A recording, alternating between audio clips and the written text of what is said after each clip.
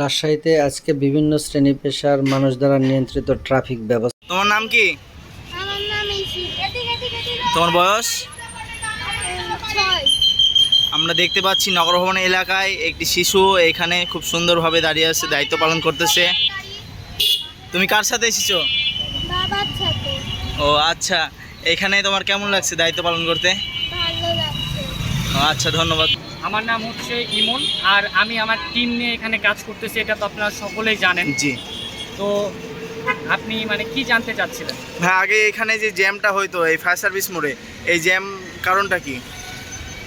আগেও জ্যাম হতো, এখনো জ্যাম হচ্ছে, ঠিক জি, আছে। জি। জ্যাম আসলে ক্লিয়ার করাই হচ্ছে আমাদের মানে মূল উদ্দেশ্য হয়ে দাঁড়াচ্ছে এখন। জি। কারণ এইটা হচ্ছে মেন পয়েন্ট, এখানে দুর্ঘটনা ঘটতে পারে যে কোনো সময়। তো আমরা এটা মানে আমাদের সাথে আমার এই টিম ফুল টিম রিপোর্ট দিচ্ছি যেন আমাদের কোনোভাবেই যেন জ্যাম না লাগে, কেউ যেন মানে কোনোভাবেই বিভ্রান্ত সৃষ্টি না হয়, জ্যামে না পড়ে। তো এইগুলো সচেতন মেনটেন করে আমরা কাজ করতেছি, তো এটাই। আর আপনারা সবাই জানেন যে আমরা সকাল থেকে অনেক স্ট্রাগল করতেছি, আমার পুরো টিমমেট এখানে পুরো টিমমেট মানে সবাই একসাথে কাজ করতেছে। আমাদেরকে অল টাইম অ্যালার্ট থাকতে হচ্ছে, কারণ এগুলো আমরা কেউই প্রফেশনাল না, ঠিক আছে। প্রতিষ্ঠাতা সভাপতি সত্যজয় সামাজিক সংগঠন রাজশাহী, এবং আমি একজন সাংবাদিক। তো দর্শক, আমরা আসলে এখানে উপস্থিত হয়েছি যে নিরাপদ সড়ক চাওয়ার লক্ষ্যে। তো এখানে আপনারা জানেন যে অতীতেও অনেক জ্যাম হতো এখানে। আজ ট্রাফিক পুলিশ নেই, সার্জেন্ট নেই, যার কারণে এই জ্যামটা আবারও হচ্ছে। আর বিশেষ করে এই রাজশাহী শহরের ফায়ার সার্ভিসটা একটি অন্যতম জায়গা। এই সাইড দিয়ে মুক্ত মঞ্চে অনেকেই যাওয়া আসা করে। এটি একটি বিনোদন স্পট কেন্দ্রের মেন রাস্তা, যার কারণে এখানে অনেক জ্যাম হচ্ছে। তো আমরা এখানে ফায়ার সার্ভিসের সহযোগিতায় আমরা এখানে স্বেচ্ছাসেবী হিসেবে কাজ করছি। এখানে আমাদের সাথে স্বেচ্ছাসেবী হিসাবে বিএনসিসি আছে, এখানে আছে সামাজিক সংগঠনগুলো, এখানে আছে স্বেচ্ছাসেবী ভাই ও বোনেরা, এখানে ফায়ার সার্ভিসের কর্মীরা আছে, এখানে সমন্বয় স্টুডেন্টরা আছে, যারা সমন্বয়ক আন্দোলন করে স্বাধীনতা নিয়ে এসেছে, তাদের পক্ষ থেকে এখানে স্টুডেন্ট রাখা আছে। এবং আমরা সকল মানে প্রতিটা সময় যারা ভলেন্টিয়ার কাজ করছে তাদের খাবারের আয়োজন, তাদের পানি, তাদের যত রকম প্রয়োজন আমরা তাদেরকে আমরা দেওয়ার ব্যবস্থা করছি। আমার সাথে আমার সাধারণ সম্পাদক আছে, আমার খুব কাছের ছোটো ভাই, ও ভারপ্রাপ্ত সাধারণ সম্পাদক, এবং এর আগে যে কথা বলছিল সে আসলে আমাদের সাংগঠনিক সম্পাদক। তো আমরা নতুনভাবে আসলে আমরা এই সমাজের পাশে থাকতে চাচ্ছি। ধন্যবাদ। আসসালামু আলাইকুম ভাইয়া। ভাইয়ের নাম? একটু জোরে ভাই। ভাই, এখানে আপনারা কোন কোন সংস্থা থেকে আসেন আর কি? আমরা এখানে স্কাউট থেকে আসি, রেড থেকে, রেড ক্রিসেন্ট থেকে আসি, এবং বিভিন্ন বিশ্ববিদ্যালয়, বিভিন্ন স্কুল কলেজ আচ্ছা, ধন্যবাদ। মহানগরী রেলগেট এলাকায় আছি, যেখানে খুব ব্যস্ততম এলাকায় সবসময় জাম লেগে থাকতো। এই জামের কারণ হিসেবে একজন শিক্ষার্থী তার মতামত ব্যক্ত করছে। বাবু, এখানে যে জামটা হতো, এই জামের কারণ হিসেবে তুমি কি মনে করো?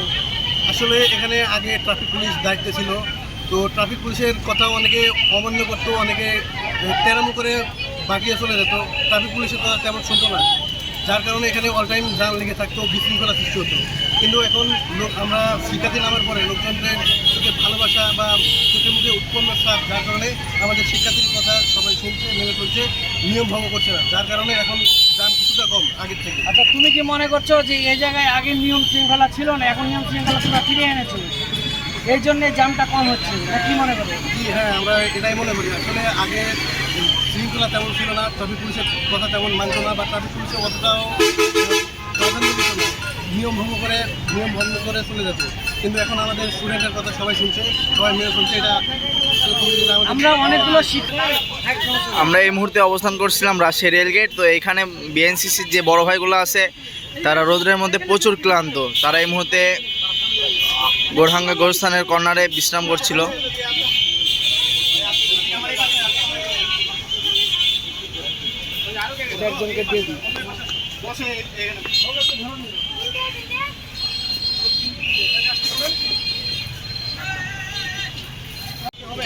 দর্শক, আপনারা এই মুহূর্তে দেখতে পাচ্ছেন আমরা 0 পয়েন্ট এলাকায় দাঁড়িয়ে আছি। শিক্ষার্থীরা খুব সুন্দরভাবে ডিউটি পালন করতেছে।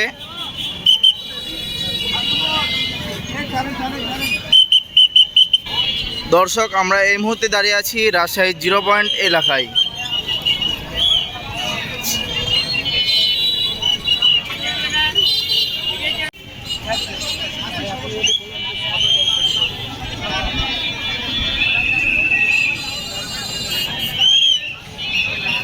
আপনারা দেখতে পাচ্ছেন শিক্ষার্থীরা খুব সুন্দরভাবে ডিউটি পালন করতেছে।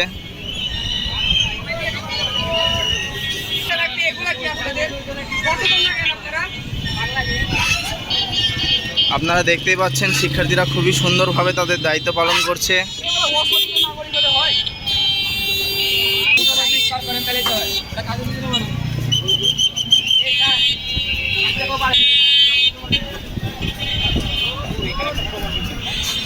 ভাই আপনার নামটা কি? পারফেক্ট মোহাম্মদ আলী। আল হেলাল না, আপনি কিসে আছেন? আমি পারফেক্ট। Fire fighter. আপনারা যে এই যে ট্রাফিক নিয়মগুলো ছাত্রদের এখানে পালন করে, সেক্ষেত্রে কি আপনার কোনো অসুবিধা হচ্ছে? মোটামুটি কোনো অসুবিধা নেই, আলহামদুলিল্লাহ। আর আমরা তো সবসময় আমরা শুনি বাঙালির ক্ষেত্রে দেখা যায় যে আমরা নাকি নিয়ম মেনে চলে যাই, সেই ক্ষেত্রে আপনাদের কোনো অসুবিধা হচ্ছে নাকি? আমরা বাংলাদেশের লোকজন নিয়ম মানছে নাকি, এই ব্যাপারে একটু বলেন। না, আমরা একটু যে ডিউটি করতেছি, যাদের যে কথাগুলো বলতেছি সবাই ভালো করে পালন করতেছে, শুনতেছে, কোনো সমস্যা হচ্ছে না। তাহলে আপনি কি বলতে চাচ্ছেন এর আগে যে বাহিনীগুলো ছিল তাদের নিজের গাফিলতির কারণে এই জামগুলো তৈরি হতো? তেমন সেটা না, গাফিলতি না। এর মধ্যে হয়তো কি আসছে, কেউ শুনতেছে না। একটু পাবলিক ফাংশন, গাড়ি কোনো গাড়ি মানে বলা সত্ত্বেও অনেক ঢোকাই দিতেছে। আচ্ছা, আমরা তো অনেককে দেখছি যে হেলমেট নিয়ে এসেছে, সেক্ষেত্রে হ্যাঁ, আমরা তাদেরকে অলরেডি ভালোভাবে বলতেছি। প্রথম অবস্থা তাদের সতর্ক করে দিচ্ছি যে আপনারা হেলমেট ব্যবহার করুন, হেলমেট ব্যবহার করার পর তারপর আপনার গাড়ি ব্যবহার করুন। এবং নিজের এবং নিজের safety, হ্যাঁ। সেফটির জন্য আপনারা নিজের অবশ্যই সেফটির জন্য আপনারা হেলমেট ব্যবহার করুন। আচ্ছা, ধন্যবাদ ভাই। আপনারা এখানে করছেন ছাত্রছাত্রীদের নিয়ে, তাদের একটু সহযোগিতা করছেন এবং দেশের জন্য করছেন। আপনারা যে দেশের জন্য দেশকে ভালোবাসে তার জ্বলন্ত প্রমাণ এই রোদে থেকে শিক্ষার্থীদের নিয়ে দিয়ে ট্রাফিক আইন পালন করার মধ্যে এটা বোঝা যাচ্ছে। ধন্যবাদ ভাই, থ্যাংক ইউ।